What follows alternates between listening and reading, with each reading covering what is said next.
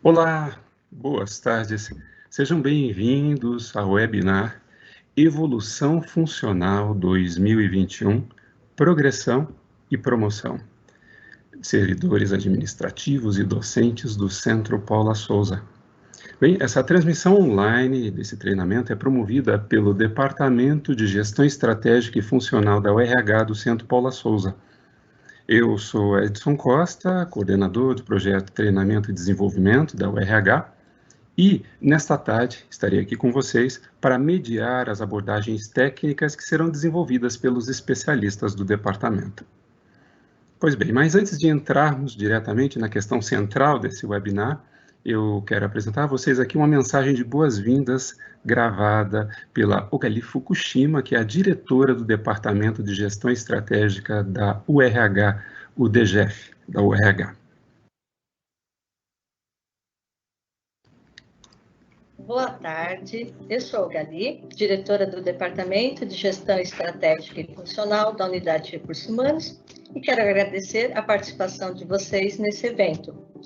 Sabemos que a comissão local tem um papel fundamental nos processos de evolução funcional, e é por conta disso que preparamos esse treinamento com o intuito de contribuir com esclarecimentos e orientações para a realização das atividades de vocês, que, aliás, serão muito intensas nos próximos dias. Novamente, muito obrigada, desejo um ótimo treinamento e contem conosco, não só hoje, mas durante todo o processo. Um forte abraço.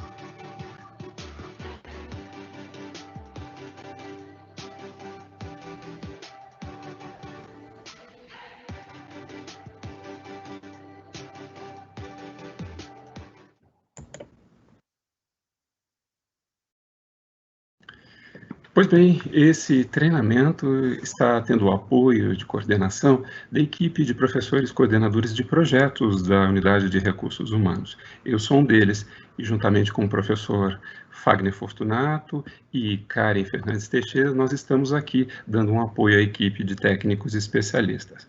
Eu convido então a Karen para trazer algumas informações para que vocês possam aproveitar melhor as questões operacionais desse nosso encontro. Karen, por favor.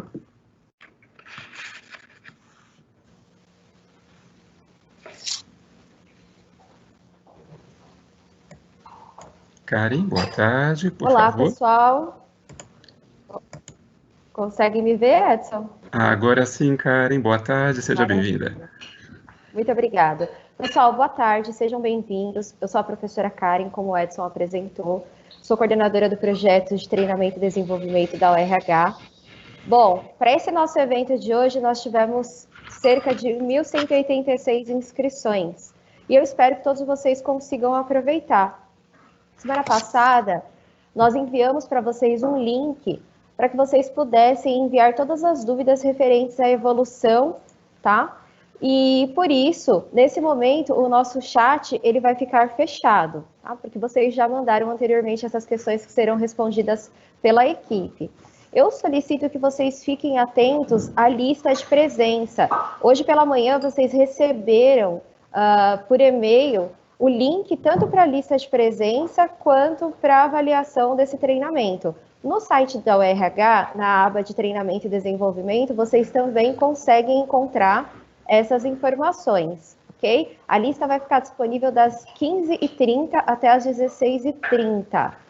Os certificados, que é uma coisa que eu sei que vocês vão me perguntar bastante, até porque nós estamos bem próximos do momento da evolução, eles vão ser emitidos até o dia 8/7, tá? Então eu peço que vocês tenham um pouquinho de paciência, porque são mais de 1.000 pessoas e a gente precisa conferir um por um, tudo bem? Acredito que dessa forma vocês vão poder aproveitar bastante o nosso evento. Edson, é com você. Ótimo, Karen. Então, reiterando o que ela disse, né, fiquem atentos às listas, que em breve elas estarão abertas aqui para que vocês possam assinar. Aliás, a lista, né, estará aberta aqui para que vocês possam assiná-la. Pois bem, vamos lá, a questão do programa desse nosso evento de hoje, né? Qual a estrutura, qual será a sequência de trabalhos a ser desenvolvida aqui nessa tarde? Nós teremos 4 técnicos especialistas, né, no assunto que vão abordar esta sequência conforme o programa que é apresentado aí para vocês no slide nesse momento. O primeiro deles é a parte de legislação. A legislação, então, será abordado pela Andréia Vieira Fredo. Depois, será mostrado o manual virtual, né? Aline Felício Lester Rodrigues fará isso. Logo em seguida, o Rafael Martins Fuch vai abordar a apuração de tempo de efetivo exercício, definição de áreas de atuação e avaliações de competências. Por fim, a Késia Caroline Silva vai abordar a atualização profissional e titulações. Pois bem, esse então será o sequencial dos trabalhos aqui a partir de agora, e para dar início a eles, eu convido agora a Andréia. Andréia, seja bem-vinda, boa tarde. Vamos lá, questão da legislação, das legislações.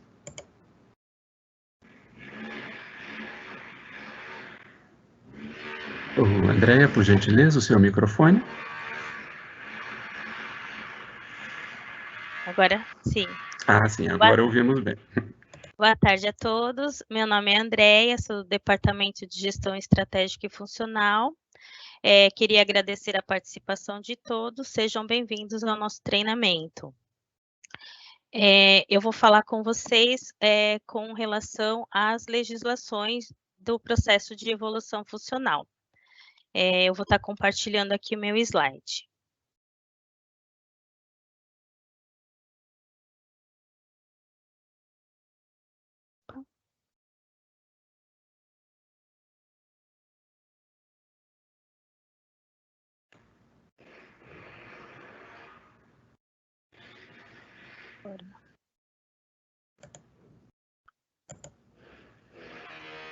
Está aparecendo, Edson? Sim, conseguimos ver o seu slide em modo exibição. Agora sim, tela cheia. A sua câmera aberta e o slide ao lado. Perfeitamente. Obrigada.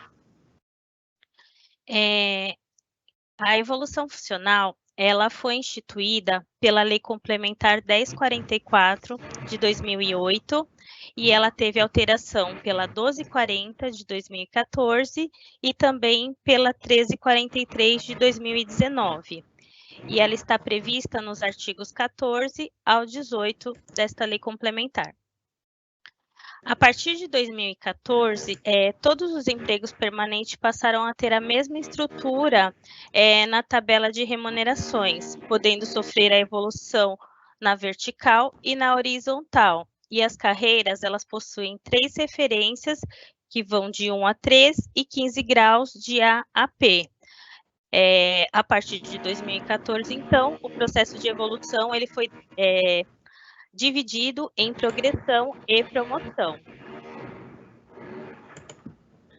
Vamos falar um pouco da promoção. Ela está regulamentada pela deliberação CETEPS número 71 de 2021.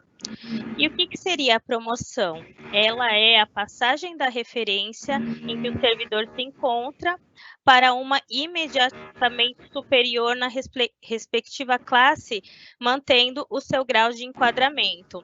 E quando a gente fala imediatamente superior, isso significa que aquele servidor que está na referência 1, ele tem que passar pela referência 2, ter 6 anos nessa referência para depois poder mudar para a referência 3.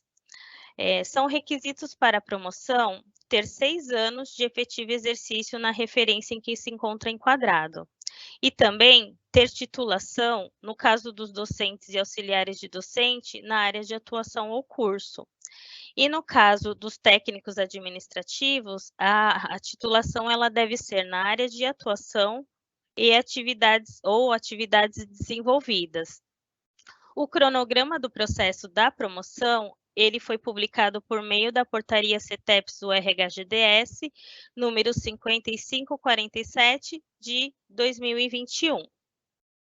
Agora, vamos falar um pouquinho da progressão. Esta está regulamentada pela deliberação CETEPS número 62, de 2020. E o que seria a progressão? É a passagem do servidor de um grau para o outro imediatamente superior dentro da mesma referência. E ela ocorre quando o servidor ele obtém duas avaliações de desempenhos com nota igual ou superior a 75% e 2 anos de efetivo exercício no grau.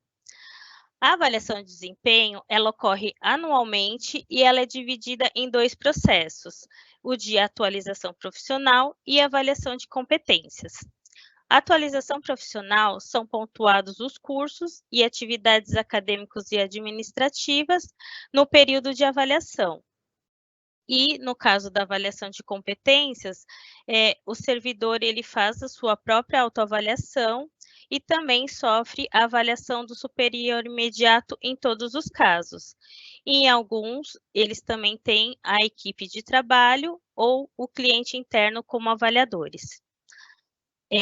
No caso da avaliação de competências, o servidor ele é avaliado de acordo com a área de atuação a qual pertence e todos os participantes podem solicitar feedback do seu superior imediato. O resultado da evolução, ele também, ele possui, né, percentuais diferenciados para cada tipo de avaliação e atualização, porque as avaliações elas ocorrem de acordo com o grupo de servidores e a área de atuação em que atuam.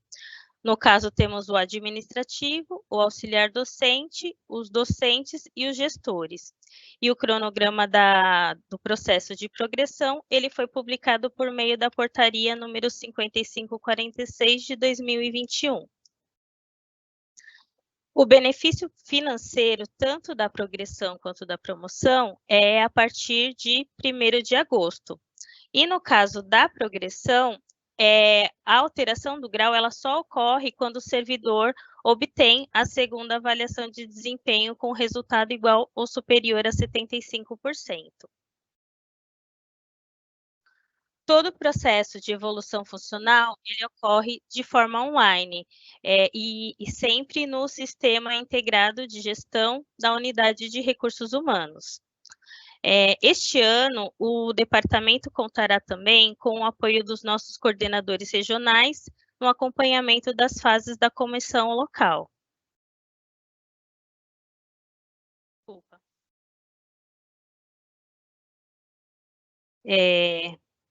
Deixa eu só voltar aqui.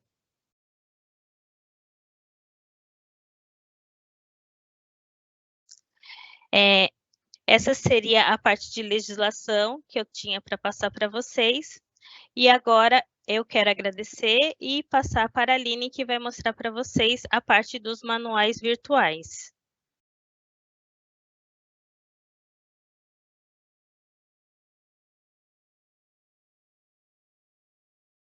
Olá, boa tarde a todos. Espero que todos estejam bem. Também gostaria de agradecer a presença de todos vocês, a nossa webinar da evolução funcional. Eu sou a Aline, eu trabalho aqui no Departamento de Gestão Estratégica e Funcional, e a partir deste ano eu estou fazendo parte da equipe que trata do assunto evolução funcional aqui no departamento.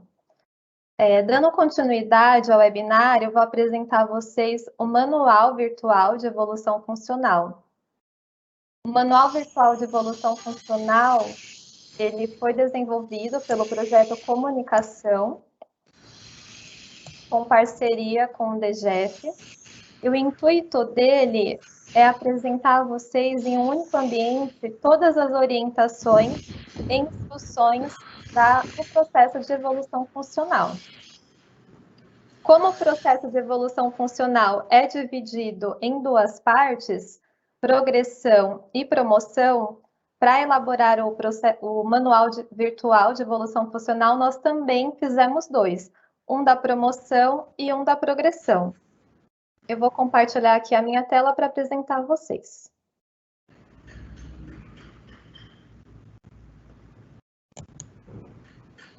Todos já estão vendo? Agora sim, perfeito, Aline. Sim, vemos em tela cheia a página da Unidade de Recursos Humanos. Certo, obrigada, Edson. Bom, para acessar, eu vou começar apresentando o processo de promoção. Então, para acessar, vocês vão digitar aqui urh.cps.sp.gov.br/manuais/promoção. Aqui a gente apresenta a vocês uma introdução do que é evolução funcional e em seguida apresentamos a vocês o que significa a promoção. Aqui abaixo nós apresentamos o cronograma de evolução funcional promoção, que teve início na fase 1, no dia 7 de junho, e tem previsão de término no dia 26 de agosto, aqui na fase 6.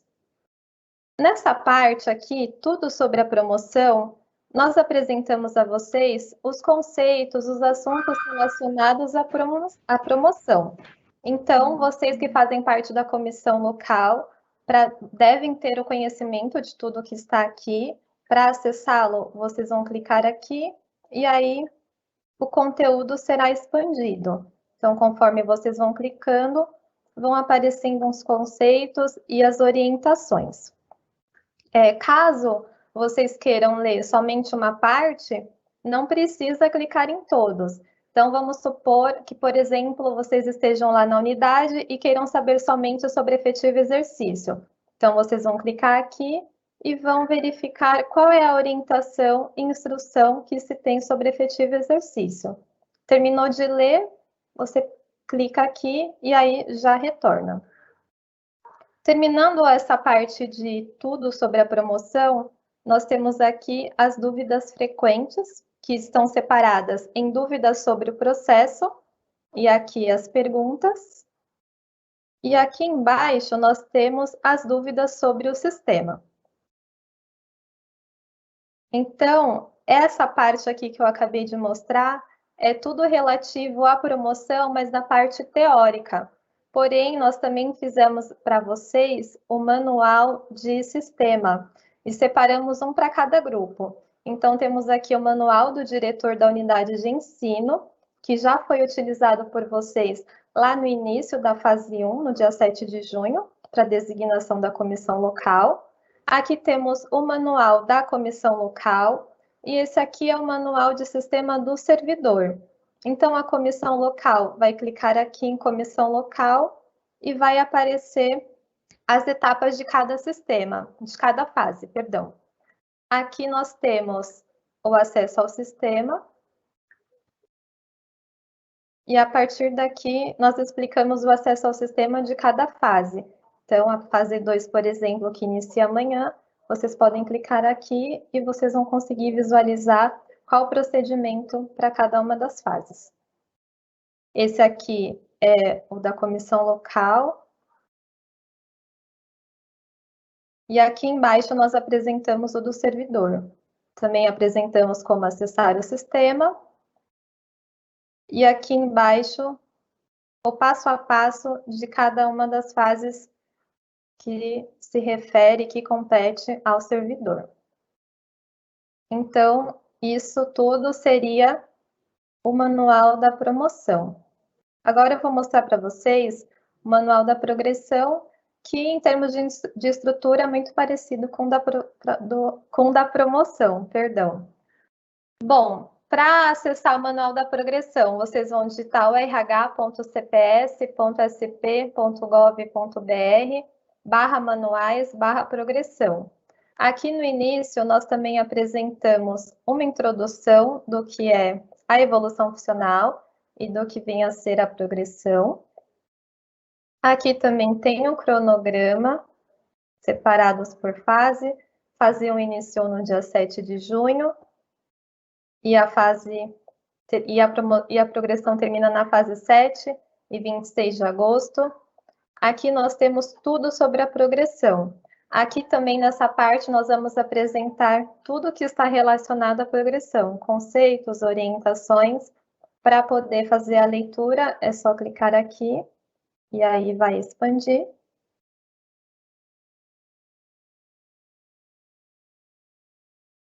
Mais abaixo, nós temos a parte de dúvidas frequentes sobre o processo.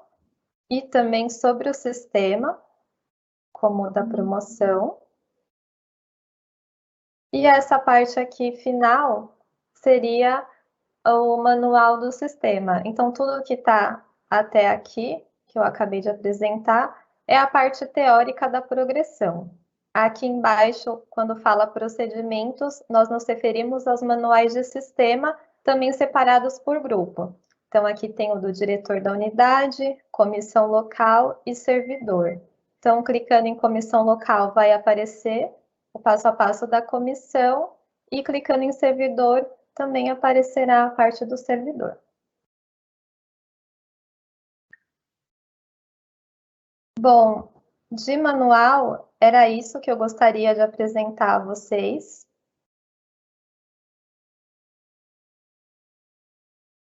Espero que seja útil para o desenvolvimento do trabalho de cada membro da comissão local. Agradeço a atenção de todos e agora eu passo ao Rafael.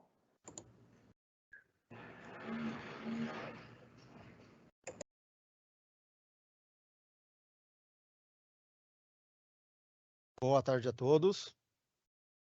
Eu sou o Rafael, também quero agradecer a presença de todos vocês no nosso treinamento e dando continuidade ao nosso webinar, eu vou apresentar para vocês 3 assuntos: apuração de tempo de efetivo exercício, definição da área de atuação e a avaliação de competências. Estou compartilhando o meu slide.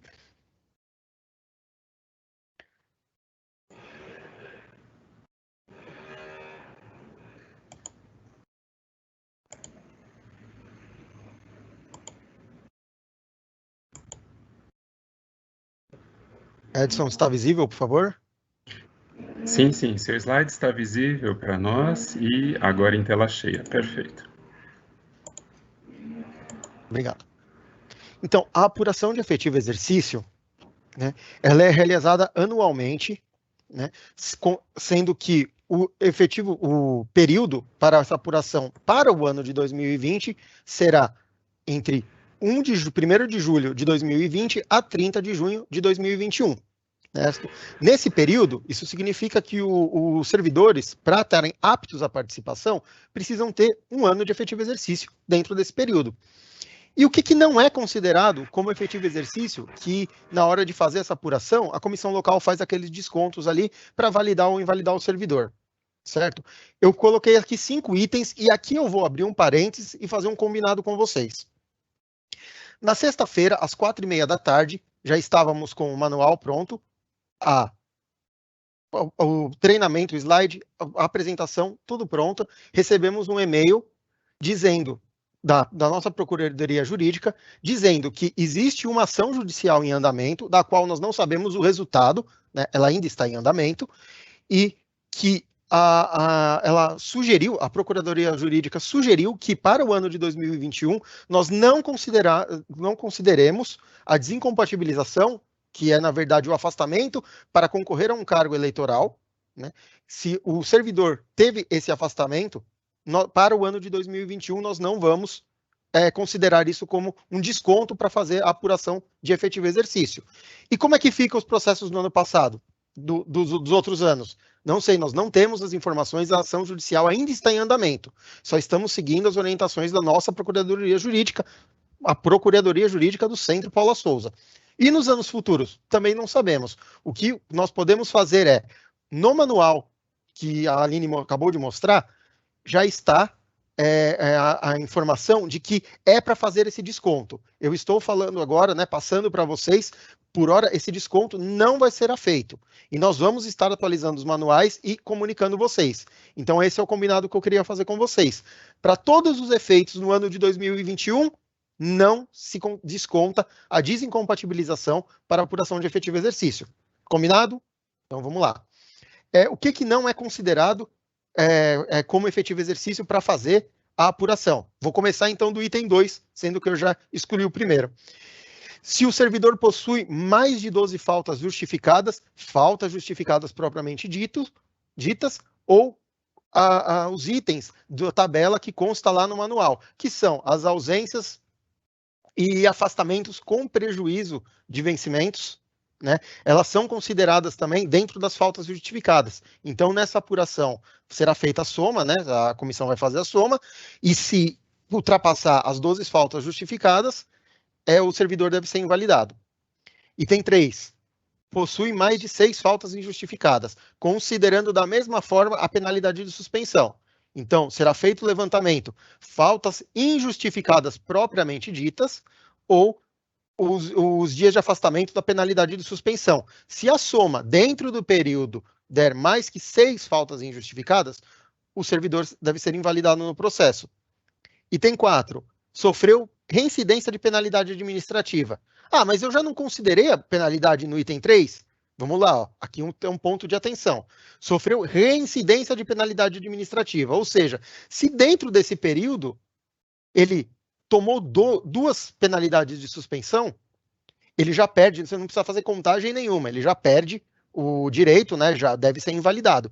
Porém, se ele tomou só uma, ele não está sendo reincidente.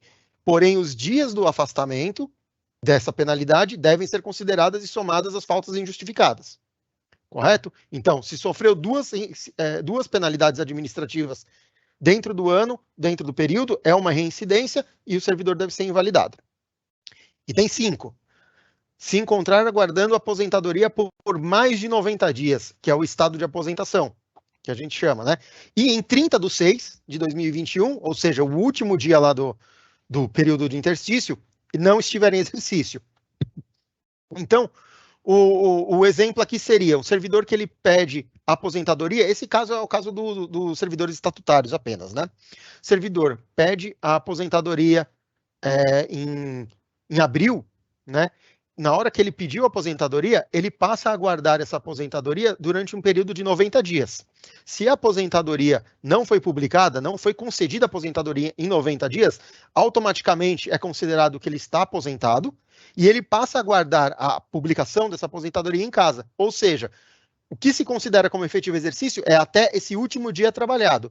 Se esse último dia trabalhado estiver dentro do período de interstício, né, dentro do período de avaliação, ele não vai ter um ano de efetivo exercício. Só que se esse último dia trabalhado for após, né, 30 de junho de 2021, ele vai ter o direito de participar, ele pode participar, ele pode ser validado, né, se os outros itens, né, forem atendidos também, e caso ele venha a ser promovido ou sofrer a progressão, essa mudança de grau ou de referência vai incidir também na aposentadoria dele, ok? E aqui também tem uns pontos importantes que, para fazer a apuração, nós não podemos esquecer, né? Ausências médicas e licença saúde não devem ser descontadas dentro do período de efetivo exercício. Ausências médicas e licença saúde destinadas ao próprio servidor, elas não entram para desconto. Então, nem precisam ser apuradas, certo? O item B, não considerar o tempo de efetivo exercício em que o servidor permaneceu por contrato determinado. Bom, o tempo de efetivo exercício do docente, no caso, isso vale só para docente, que entra com um contrato determinado. Se a indeterminação desse contrato ocorreu dentro do período de avaliação, você vai desprezar o período do contrato determinado e ele não vai ter um ano de efetivo exercício. Então, para que o servidor possa ser validado, essa indeterminação tem que ocorrer antes do dia 1º de julho de 2020. E aí ele vai ter, dentro do período de interstício, um ano de efetivo exercício no contrato indeterminado. Se a indeterminação ocorreu dentro do período, o servidor deve ser invalidado. Muito parecido também são os 90 dias de prazo de experiência, do período de experiência do contrato. Os docentes que eles são contratados diretamente no contrato indeterminado, eles não passam pelo processo seletivo para fazer um contrato determinado, eles passam direto no concurso e no contrato prevê, né, uma cláusula de período de experiência, que são nos 90 primeiros dias de exercício. Se esses 90 dias também pegarem o período de efetivo exercício, né, os 90 dias vencerem após 1/7 de 2020, o servidor também deve ser invalidado, ok?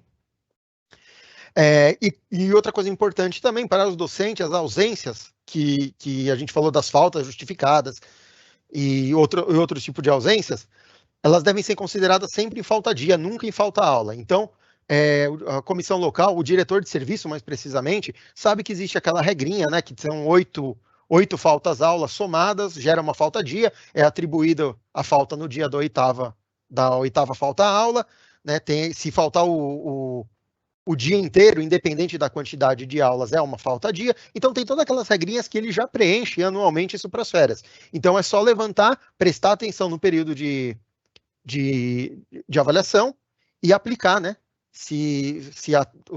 Aplicar essa regra e as faltas, se excederem os limites lá de 12 ou 6, de 12 justificadas ou 6 injustificadas, realizar a invalidação, caso necessário, ok? E aí eu tenho alguns exemplos aqui, e esses exemplos e mais outros estão no manual também, vocês podem ver com mais calma posteriormente, né? Fazer a apuração lá de efetivo exercício dentro do período de 1/7 de 2020 a 30/6 de 2021. Foi levantado que o servidor em questão possui 12 faltas justificadas e 6 injustificadas. E aí, depois de levantar essas faltas, vamos fazer um checklist para ver se ele pode ser invalidado ou não. Então, vamos lá. Ultrapassou mais de 12 faltas injustificadas justificadas no período? Não ultrapassou. Ultrapassou mais de 6 faltas injustificadas no período? Não ultrapassou. Houve a reincidência de penalidade? 2 penalidades dentro do período? Também não.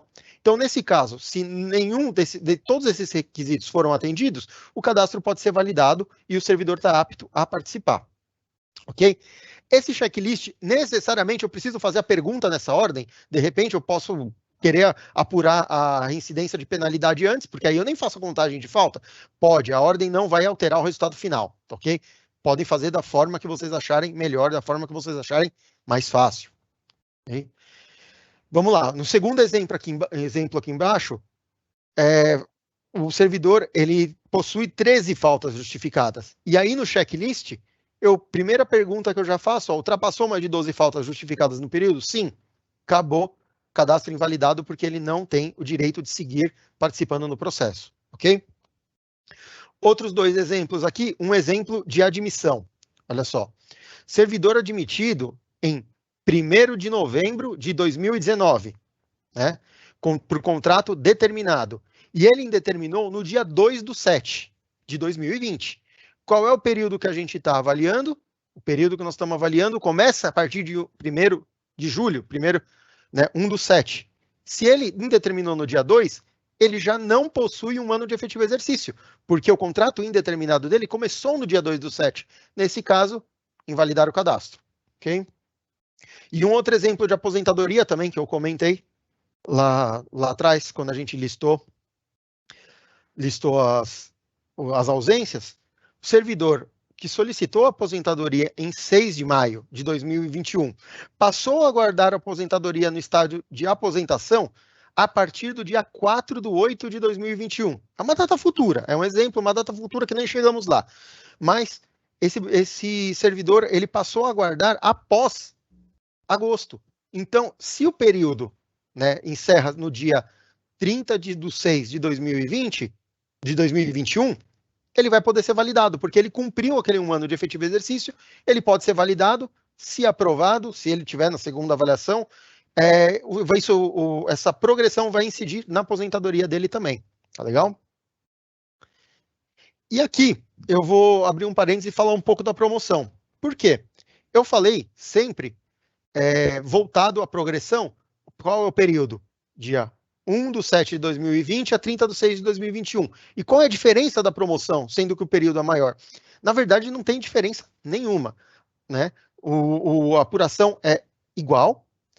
A única coisa que vocês vão ter que apurar, no mínimo 6 anos de efetivo exercício para conceder a promoção, certo?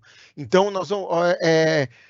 tanto a progressão quanto a promoção, como a Andréia já falou lá no começo, a vigência é sempre a partir de 1º de julho de 2014, que é a vigência da Lei Complementar número 1240 de 2014, que foi a que instituiu o processo de evolução funcional dividido em progressão e promoção, como a gente adota hoje, certo? Então, dependendo de quando foi a admissão do servidor, se ele participou daquela promoção especial que nós tivemos em 2016, são períodos diferentes que vocês vão ter que avaliar, mas sempre para eles poder pleitear a promoção, vai precisar ser validado, lembre-se, validado em 6 períodos para promoção. Ok? E para fazer a apuração da promoção, ela é igual à progressão? É quase igual, né? Então, o checklist só não possui a reincidência de penalidade. Por quê? Se houve essa reincidência de penalidade em algum período, para a promoção nós não vamos considerar, certo? Nós vamos considerar apenas as 12 faltas justificadas e as 6 injustificadas. O que isso quer dizer? Que na prática, né, se vocês forem fazer a contagem para a promoção, eu vou ter que contar agora 6 anos lá para trás. Se vocês olharem a progressão, se ele foi validado, estou fazendo o período lá de 2015 a 2016, se ele foi validado na progressão daquele ano, né, você pode trazer, se foi feito da forma correta na época, você pode trazer para a validação agora para a promoção, porque os critérios são os mesmos, né? O único empecilho que pode ocorrer é se você fez lá atrás, houve uma invalidação pelo motivo da reincidência de penalidade, aí sim vai ter que ser apurado novamente, né? Porque o motivo da reincidência, ela não entra para a promoção. Mas na prática, né? E essa reincidência de penalidade é uma excepcionalidade, são casos excepcionais que acontece, na prática você pode estar pegando lá na progressão do ano e trazendo a validação ou a invalidação agora para promoção nesse ano, quando for fazer os 6 últimos anos de efetivo exercício. Certo. Então, para fazer a validação, primeiro de tudo, a gente precisava saber se ele tinha, né, se as ausências, levantadas as ausências, ele ia ter o direito a participar ou não. Mas quando for fazer a validação, nós vamos precisar que a comissão local informe alguns pontos no sistema que definem a área de atuação. E essa definição ela é muito importante, porque a partir da definição dessa área de atuação é o que vai definir como que a avaliação, né, como que o processo inteiro de evolução funcional vai ocorrer para frente nas próximas etapas, né? Então, vamos lá. Nós temos quatro áreas de atuação, né, que são a docente, auxiliar de docente, administrativo e gestor. Eu vou abordar cada uma delas e quais são as particularidades que cada uma delas tem, né? Então, vamos lá. Docente. Ela é destinada aos docentes que ministram aulas. Ponto. Se o docente ministra aula, ele vai ser avaliado como docente.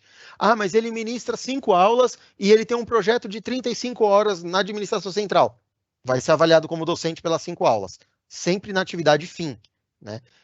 Ele só vai mudar caso ele não ministre aulas, que é onde nós vamos abordar mais para frente. E por qual unidade que ele é avaliado? Se ele ministra aula em mais de uma unidade, ele vai ser avaliado pelas 2, né? Vão ser 2 superiores imediatos. Se ele ministra aula em 3 unidades, vão ser 3 superiores imediatos avaliando esse docente. O auxiliar de docente também é parecido, ele é destinado aos auxiliares de docente que estejam desempenhando atividades no emprego. Então, nesse caso, vai aparecer um campo, né, que o nome do campo chama situação auxiliar de docente. E se ele realmente está desempenhando as atividades de auxiliar de docente, né, ele não está realocado para uma outra área administrativa, né, que seja, vocês vão selecionar a opção correspondente lá, dizendo que ele atua como auxiliar de docente, e o sistema, ao vocês responderem, né, a selecionarem esse item, o sistema automaticamente já vai calcular e vai trazer a área de atuação final como auxiliar docente para seguir o processo do servidor. A área de atuação administrativa é a que mais possui particularidades. Por quê? Ela é destinada aos servidores técnico-administrativos que ocupam o emprego em função permanente. Na unidade de vocês é o agente administrativo, o analista, né, que é qualquer emprego administrativo permanente, que é o emprego que vai sofrer a avaliação. Nesse caso, vocês não precisam informar nada, porque o sistema já define automaticamente a área de atuação, não tem como ele mudar. Então, o sistema já vai trazer com a área final, é só fazer a validação. Ele é destinado também para docentes e auxiliares de docentes reabilitados, que estejam desempenhando atividades administrativas, que são esses reabilitados. Também são particularidades, são docentes e auxiliares de docentes que, por algum motivo médico, não possam estar desenvolvendo a atividade, e eles são reabilitados, né, como se fosse uma licença médica, mas eles continuam trabalhando em outro setor, no administrativo, por exemplo. Nesse caso, eu também não posso avaliar o docente ministrando aula ou o auxiliar docente dentro de um laboratório. Eu tenho que avaliar eles como administrativo. É as funções que eles estão exercendo no momento.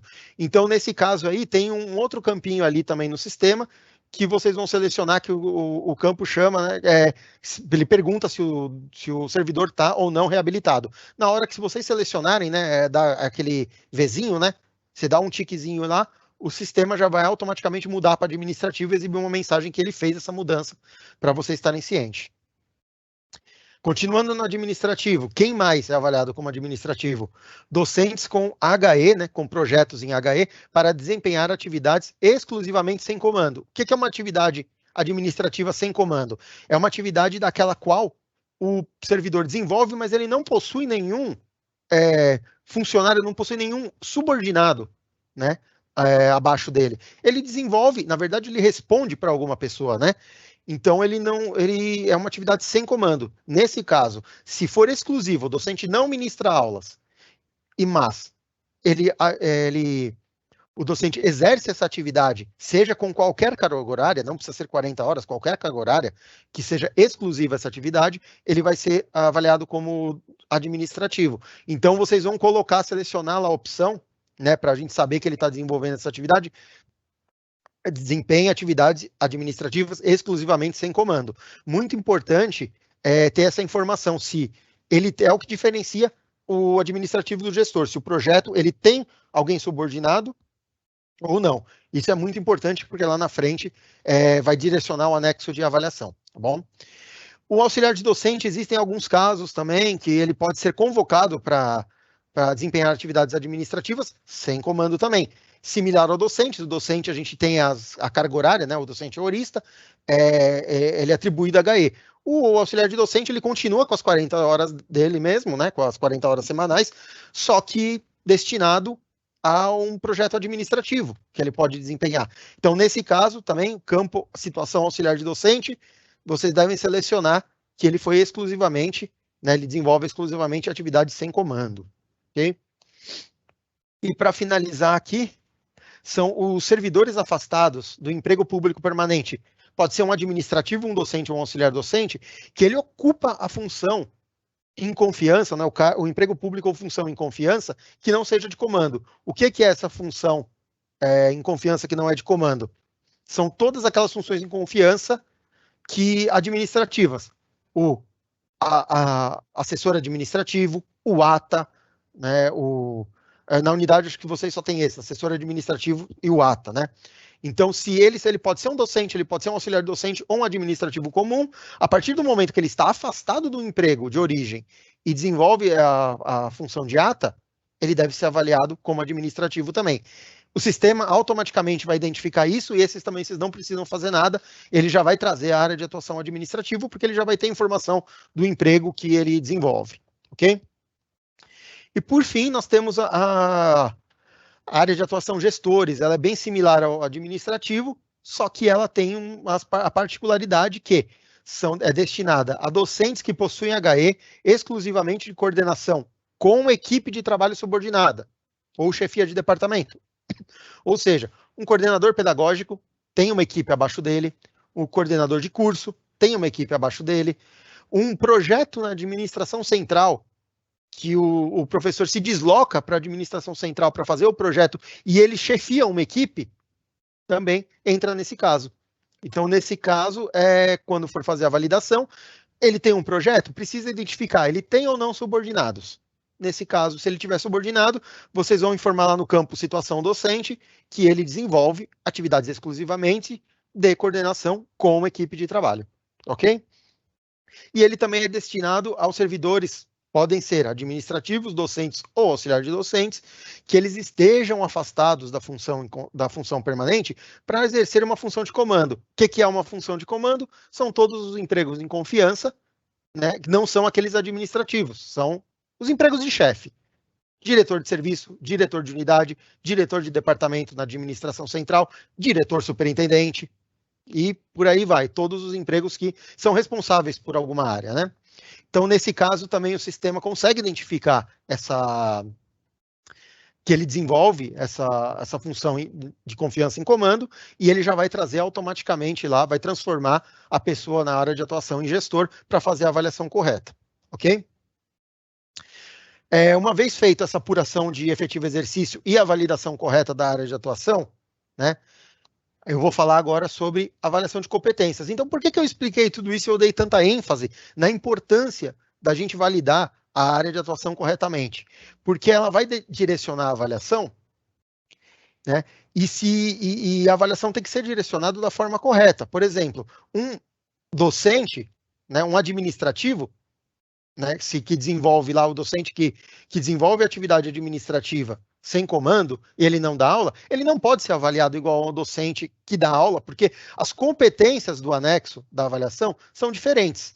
Se ele for avaliado da forma incorreta, pode ser lá que o superior imediato dele não identifique e avalie da forma incorreta, só que não é a atividade que ele desenvolve. O feedback que ele vai ter da avaliação, que ele vê a avaliação que é feita do superior imediato e no futuro ele pode pensar, identificar os pontos onde tem déficit e melhorar o seu desempenho, né, nas competências. Se a avaliação for feita de uma forma, em um anexo errado, ele não vai ter esse feedback real. Então, a importância de definir a área de atuação é para que a avaliação seja feita da forma correta. Então, aqui estão os 4 grupos, né? Vocês podem ver. Nós temos lá o administrativo, auxiliar docente, docente e gestor. A avaliação do superior imediato para cada um deles vale 45%. Aqui tem um parênteses no docente, porque se ele tem mais de uma unidade que ele dá aula, ele é avaliado por 2 superiores imediato e é feita uma média ponderada pela carga horária. Por isso também que é importante a avaliação da carga horária, né? Quando vocês estão validando, o sistema vai puxar a carga horária do termo de atribuição, né? É importante verificar se o termo de atribuição está certo, porque a carga horária é usada para fazer uma ponderação da média das avaliações, né? De 2 ou mais avaliações, né? A autoavaliação para todos os grupos também vale 15%. A autoavaliação é aquela que o próprio servidor se avalia, né? E o superior imediato tem acesso a essa avaliação também para dar uma conferida.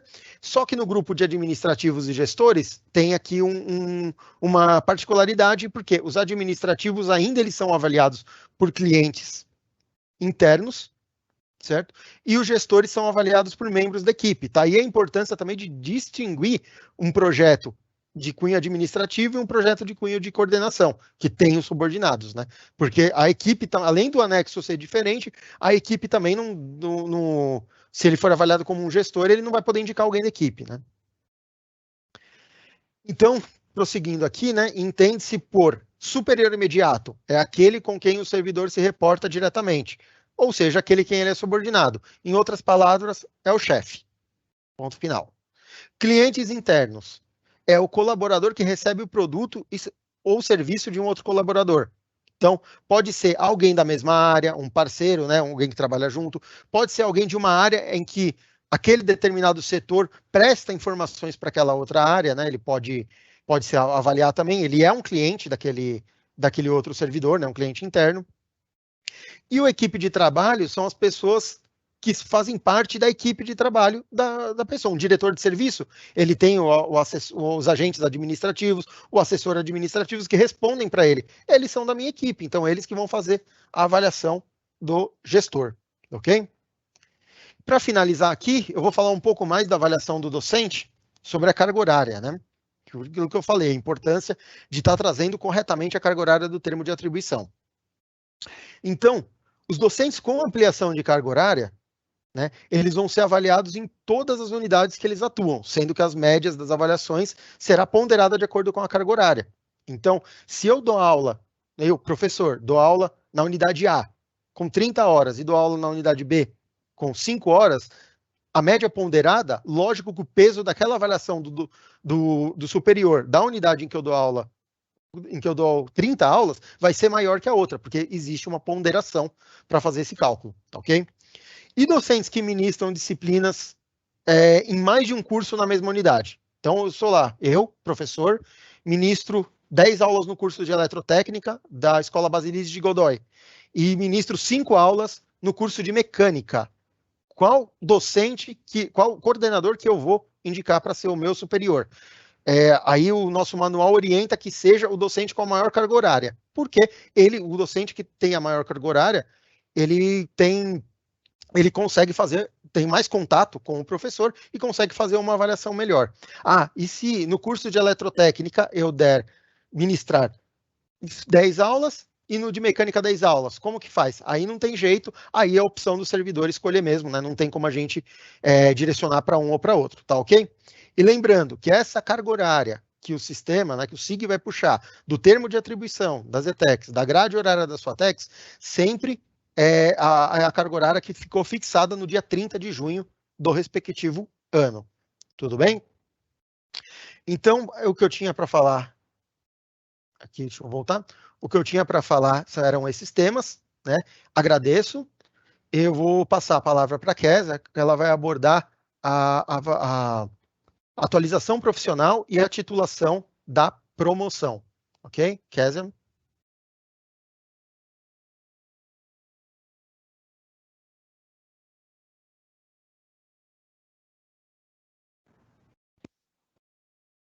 Olá, boa tarde a todos, sejam bem-vindos, né, ao nosso webinar. Meu nome é Kézia e vou falar agora com vocês sobre atualização profissional e titulação para promoção. Vou compartilhar o meu slide aqui com vocês.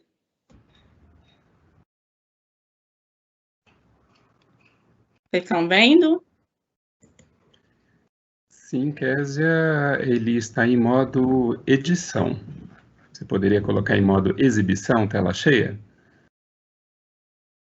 Oi? Ele está em modo edição. Agora sim, em modo tela cheia, perfeito. Uhum. Ok, então, no prazo estipulado no cronograma, os servidores vão acessar o sistema e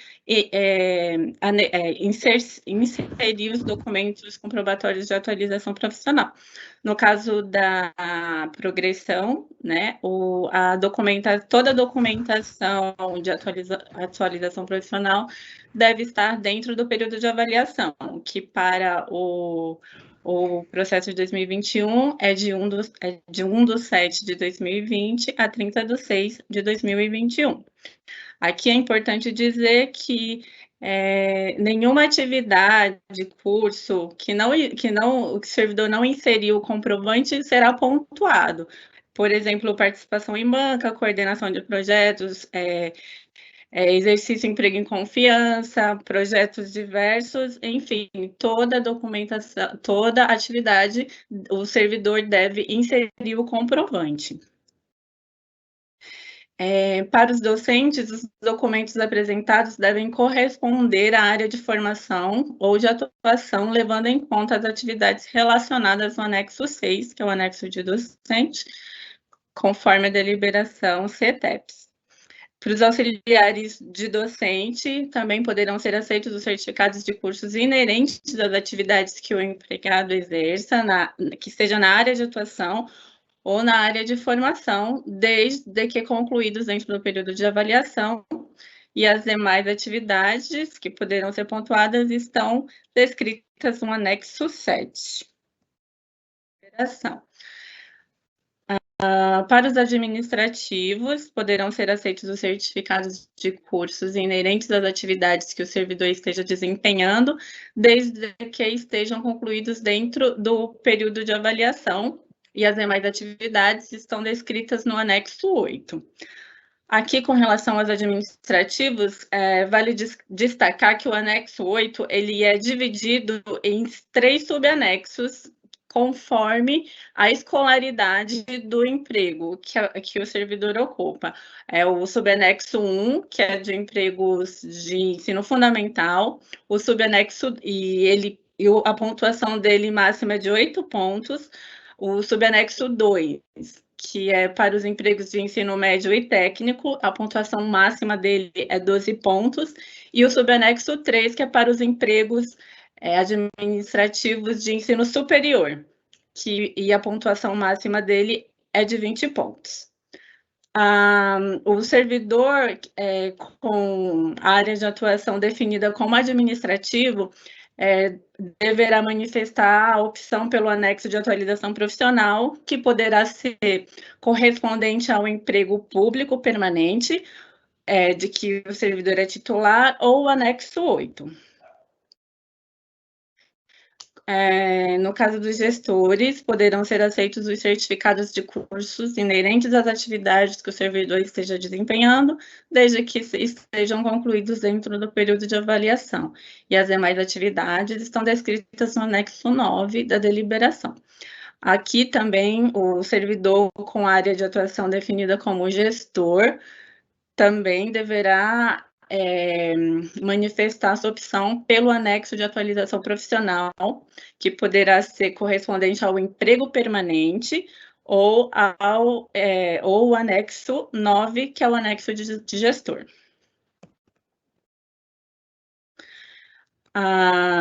Com relação à promoção,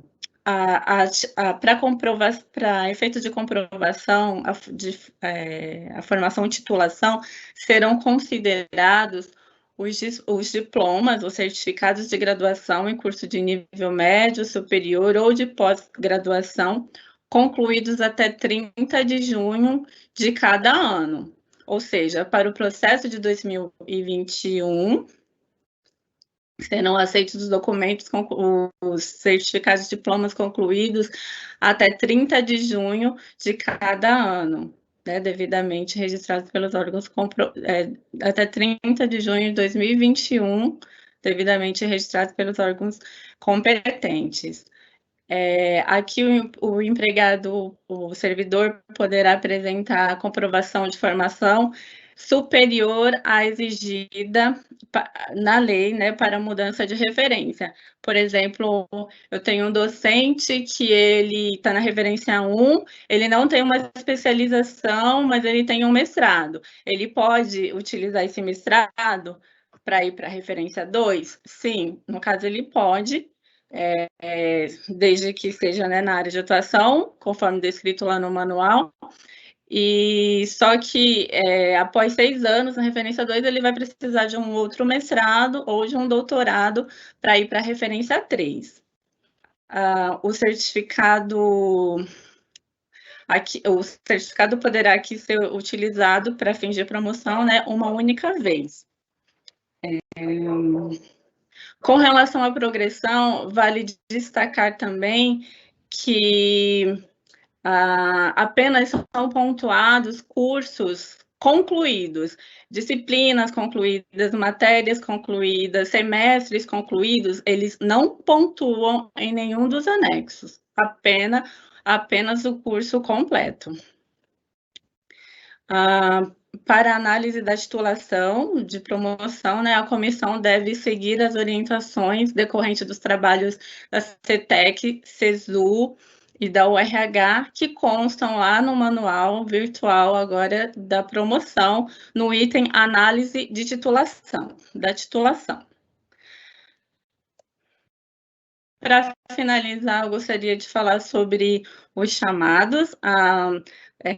Todas as dúvidas que tiverem durante o processo, a comissão local poderá abrir um chamado no SIG. Importante dizer aqui que essa permissão de abrir o chamado, a partir de agora de 2021, só está disponível no perfil do diretor de serviço administrativo. Ao abrir o chamado, é importante identificar de qual processo refere-se aquela dúvida, se é progressão ou promoção.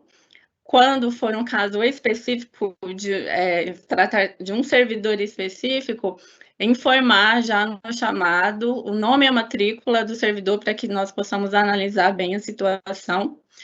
E no caso de ser necessário abrir retornar ao mesmo assunto, né, reabrir um chamado já iniciado. Se o diretor de serviço abriu um chamado, teve a resposta, só que ele ainda está com dúvida, ainda quer falar daquele assunto, continuar ali naquele chamado até a sua dúvida estiver completamente sanada.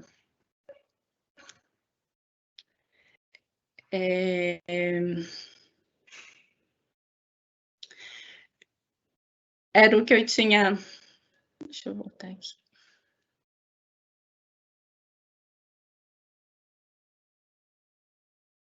Bom, era isso que eu tinha para falar com vocês no momento.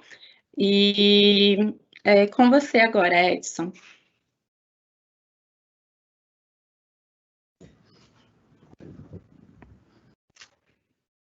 Perfeito, Kézia, perfeito. Bem, vamos dar início, então, à rodada de perguntas e respostas a partir de questões que foram encaminhadas pelos participantes. Elas foram triadas, né, tabuladas, e há um total de 10 aqui que eu vou repassar para os técnicos, para que eles possam respondê-las, esclarecer esses tópicos para vocês. Vamos lá, a primeira pergunta diz, o mesmo certificado pode ser utilizado no processo de progressão e promoção? Andréia, você poderia responder isso?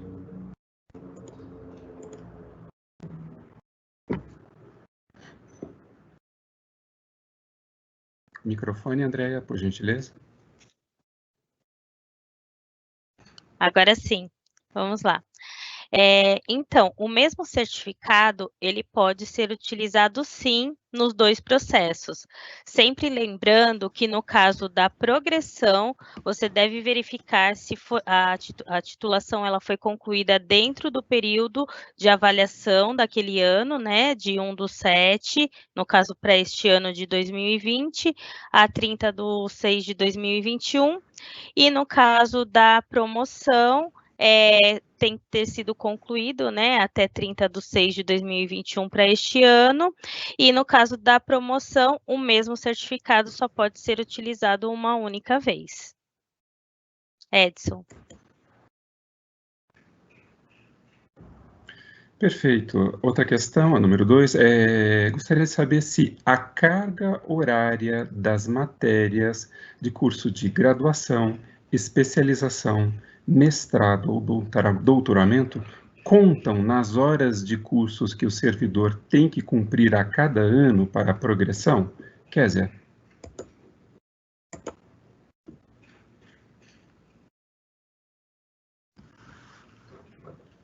Microfone, Kézia, por gentileza.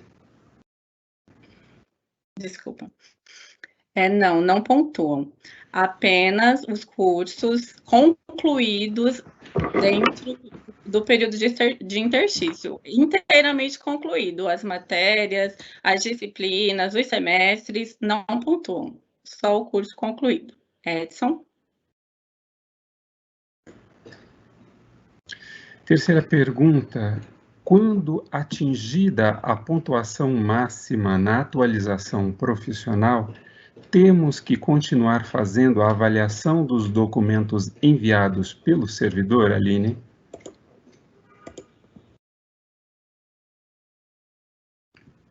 Não.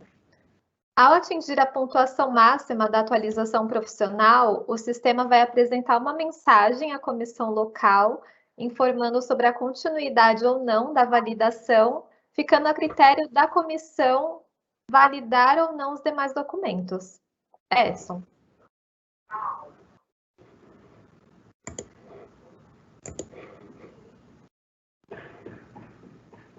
Ok, questão número 4. Caso um servidor esteja na referência 1 e possua titulação correspondente para ir para a referência 3, ele poderá ser promovido diretamente para esta referência 3, Andréia?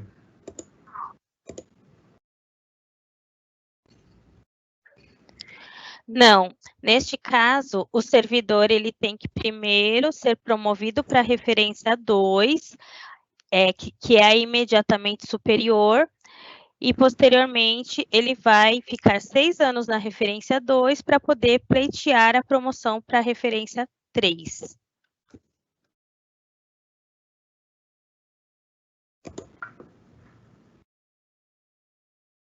Então, a quinta questão é, o servidor que ingressou no Centro Paula Souza já possui titulação correspondente à referência 3, poderá ser promovido diretamente para a última referência a qualquer momento, Kézia?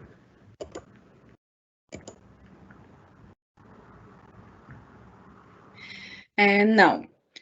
Neste caso, deve ser obedecido o interstício de 6 anos de contrato indeterminado, excluindo ainda o período de experiência, devendo ser promovido inicialmente para a referência 2, que é imediatamente superior, e só após 6 anos na referência 2, o servidor poderá pleitear a promoção para a referência 3.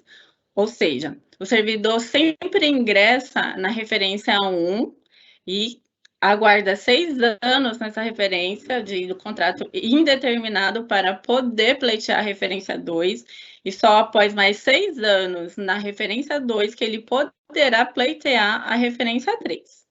Edson? Ok. A questão número 6 ela é um pouquinho mais ampla e traz um contexto um pouco mais detalhado. Vamos lá, olha. Para o caso de um professor de ensino médio, no caso aqui, referência 1, que tenha o tempo de exercício de 6 anos e passará pela primeira promoção, caso ele entregue o diploma de mestrado por não possuir especialização, ele será promovido diretamente para a referência número 3? Se ele não for promovido, como esse mesmo professor poderá ser promovido daqui a 6 anos? Ele deverá entregar um doutorado, Andréa?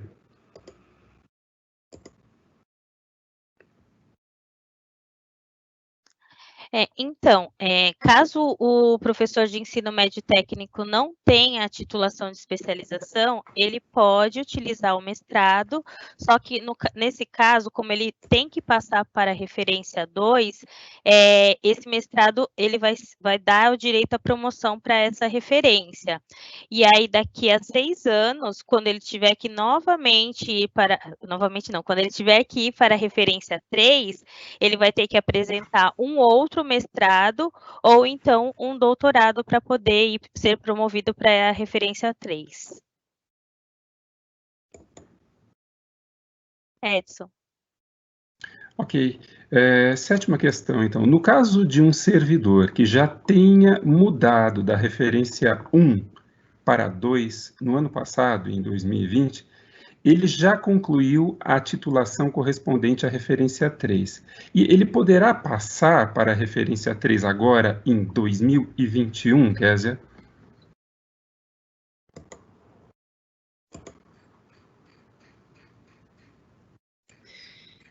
Não. Após promovido para a referência 2, o servidor vai permanecer 6 anos nessa referência para então pleitear a referência 3. Ou seja, se ele foi promovido em 2020, então só participará novamente do processo em 2026. Edson?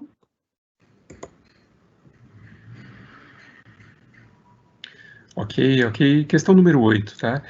Existe alguma perspectiva ou algum tipo de estudo para quem está na letra P de Paulo, tá? Na letra P, ou referência 3, e que não tenha mais evolução funcional?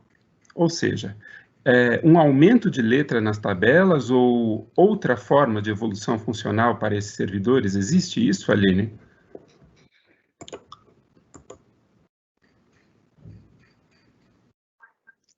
Não há previsão legal para evolução funcional dos servidores que já atingiram a referência ou o grau máximo na tabela da remuneração. Edson. Nona questão, o servidor precisa ter 6 períodos de interstício validados, mas não obrigatoriamente consecutivos para obter a validação de cadastro na promoção, Rafael? Sim, Edson, ele precisa realmente ter os 6 anos, mas eles não precisam ser consecutivos. Se você pegar um exemplo da primeira promoção regular que ocorreu ano passado, foi analisado 6 anos de período de 6 anos, né? 6 períodos, e vamos supor que em um deles, por algum motivo, por alguma ausência, por alguma falta, foi invalidado. Então ele tinha 5 ano passado. O sistema vai trazer a validação desses 5, vai adicionar um novo período referente a esse ano, e se ele for validado esse período, vai somar 6, e aí ele vai poder pleitear a promoção. Ok? Edson?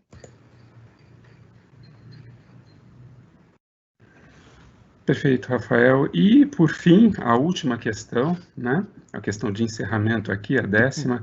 Quem participou da promoção em 2020, mas não apresentou o certificado, poderá participar do processo 2021, Rafael? Eu já até aproveito para você responder essa questão, se despedindo aqui do pessoal. Ok, Edson. Similar à questão anterior, sim, porque ele completou os 6 anos de efetivo exercício e não apresentou o certificado, pois ele não tinha titulação, ainda estava concluindo. Então, o que vai acontecer? O sistema vai pegar os 6 anos validados, né? Já vai dar direito ele a participar, mas vai incluir o 7º ano, a comissão vai analisar.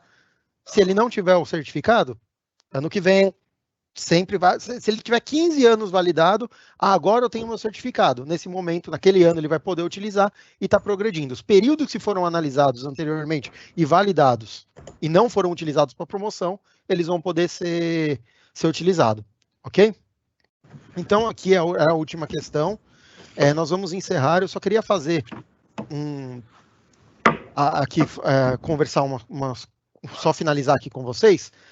Das perguntas que nós recebemos, né, existiam perguntas que eram pessoais, né, de casos específicos, e existiam perguntas que eram referentes às atualizações profissionais ou titulações dos auxiliares de docente e docentes, né?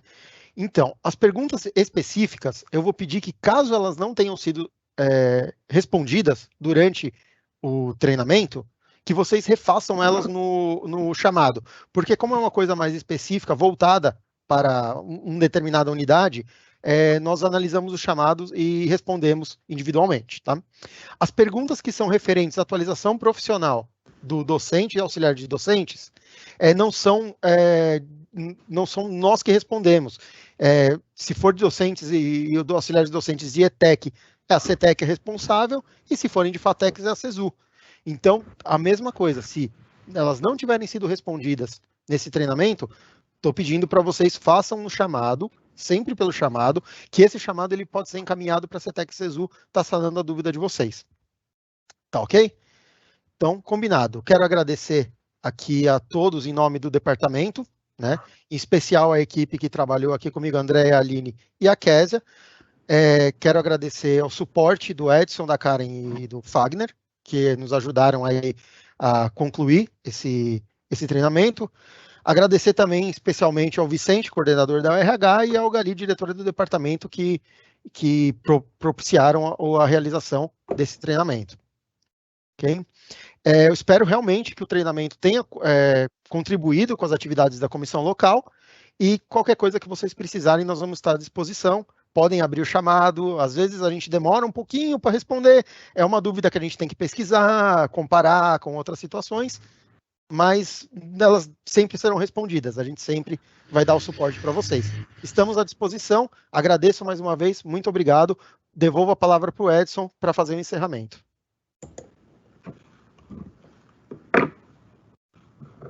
Perfeito, Rafael, eu agradeço também. Em nome da equipe de professores coordenadores aqui da URH, né?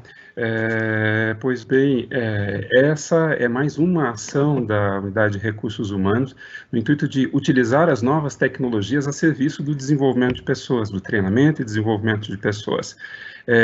Todos os trabalhos da URH estão sendo gravados e paulatinamente disponibilizados no site da URH. Então, a partir de agora, eu aconselho todos vocês a frequentarem com assiduidade a página do RH, porque lá estão contidas as principais informações para que vocês possam dar desenvolvimento às atividades de vocês, sejam como administradores ativos, né, do Centro Paula Souza, ou como professores, né? Todas as informações estão disponíveis no site da URH e nós primamos cada vez mais em utilizar essas tecnologias para viabilizar acesso de todas as pessoas e transformar de fato o Centro Paula Souza numa unidade, né, numa unidade institucional, que não haja um distanciamento em relação às cidades que ficam um pouco mais distantes da capital, né? Nós somos apenas uma única empresa, uma única instituição do governo do Estado de São Paulo, e a URH tem primado para dar cabo desta grande missão, né, de construir essa